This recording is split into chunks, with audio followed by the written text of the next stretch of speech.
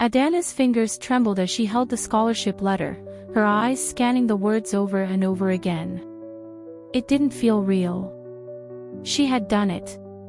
A full scholarship to Haneul International Academy, the most prestigious high school in South Korea.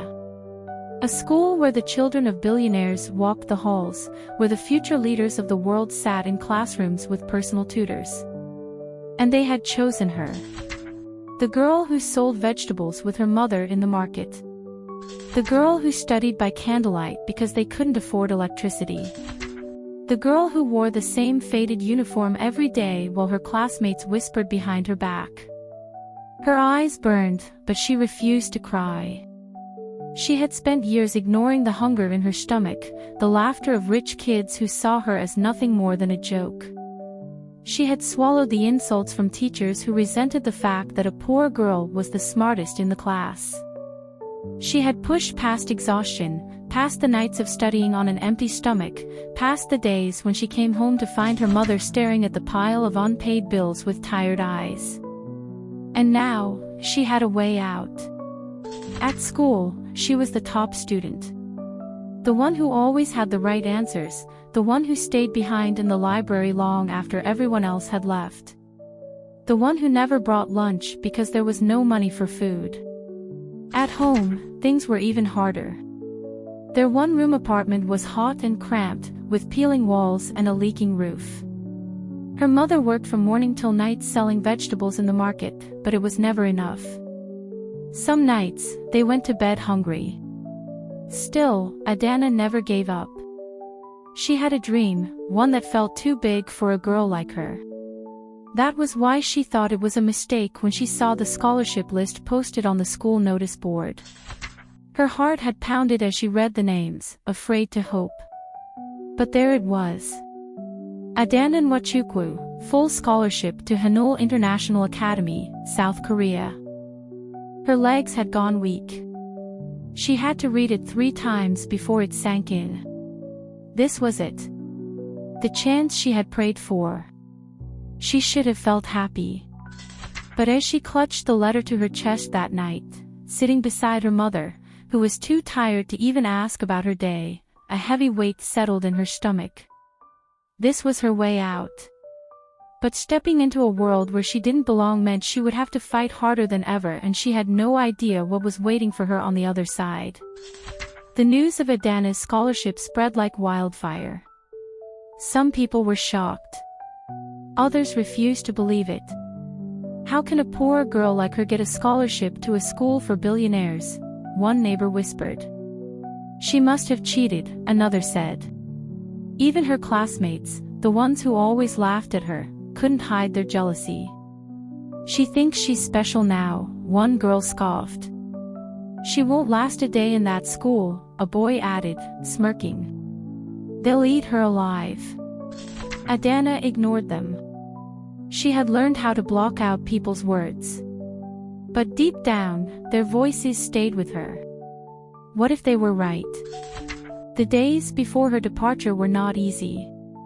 She still had to wake up before dawn to help her mother in the market. She would carry heavy baskets of tomatoes and peppers, arranging them neatly so customers would buy. She still had to come home to their one-room apartment, where the heat made it hard to sleep. She would sit on the floor with a candle, studying her books, even though she had already won the scholarship. She still had to go to school, where the teachers praised her, but the students hated her even more. One day, she walked into class, and someone had scribbled on the wall with ink. "Stay in your place, beggar." She swallowed hard, sat down, and placed her notebook on the table. She wouldn't let them break her. Her mother was proud, but she was also afraid. "Korea is far, my daughter," she said one night as they sat in the dark. "You will be alone there." "I know, Mama," Adanna said softly. "You must be careful. You must be strong." "I will." Her mother sighed, pulling her close. "I wish I could go with you." Adanna wished the same. But this was her chance. She had no choice but to take it. The day she was to leave, People gathered outside her house. Some were there to wish her well. Others just came to see if it was really true. She wore her best dress, the only decent one she owned. It wasn't new, but it was clean. Her mother had ironed it carefully the night before. She had only one small bag. No fancy clothes. No expensive shoes. Just a few books, some personal items, and the dreams she carried in her heart. As she stepped into the car that would take her to the airport, she took one last look at her mother, standing there with tears in her eyes. Adanna smiled, even though her own eyes burned. "I'll make you proud, Mama." And with that, she left behind everything she had ever known, stepping into a future that scared her more than anything. The flight to South Korea was long, and Adanna barely slept. She had never been on a plane before. Everything felt strange, the cold air, the quiet hum of the engines, the way people spoke in languages she barely understood. When the plane landed, she followed the instructions from the scholarship program. A driver was waiting for her, holding a sign with her name. He didn't smile. He barely looked at her as he led her to a black limousine.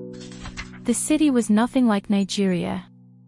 Tall buildings touched the sky, glowing with bright lights even though it was already late at night. People rushed everywhere, dressed in stylish clothes, talking into phones or wearing headphones. It was like something from a movie. The car finally stopped in front of a massive iron gate. The driver pressed a button, and the gate opened, revealing Haneul International Academy. Adanna held her breath. The school looked like a palace. Wide marble steps led up to a building with glass windows so clean they shone like mirrors. Fancy cars were parked outside. This was nothing like her old school in Nigeria. She tightened her grip on her bag and whispered to herself, "I can do this." The next morning, Adanna woke up a temporary dorm room assigned for new students, a place bigger than her entire house back home. She had a bed to herself, a desk, a closet, and a private bathroom. It didn't feel real.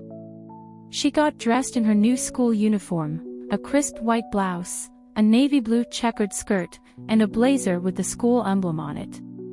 She looked at herself in the mirror and almost didn't recognize the girl staring back. But as soon as she stepped outside, reality hit her. The stairs. Students turned to look at her as she walked through the hallways. Some whispered to each other. Others didn't bother to hide their shock. Who is she? Is she lost? She got in through a scholarship. Seriously? Adanna kept walking, pretending not to hear. When she entered the classroom, the teacher barely looked at her. "You're the new student," he said. "Take a seat." There was only one empty seat, next to a boy who sat with his arms crossed, looking out the window. He didn't even glance at her. As soon as she sat down, a girl in the front row turned around and sneered. "You must be the charity case." The whole class laughed. Adanna clenched her fists under the desk. She wanted to say something, but what was the point? She already knew, this place wasn't going to be easy. She was alone in a world that didn't want her. And this was just the beginning.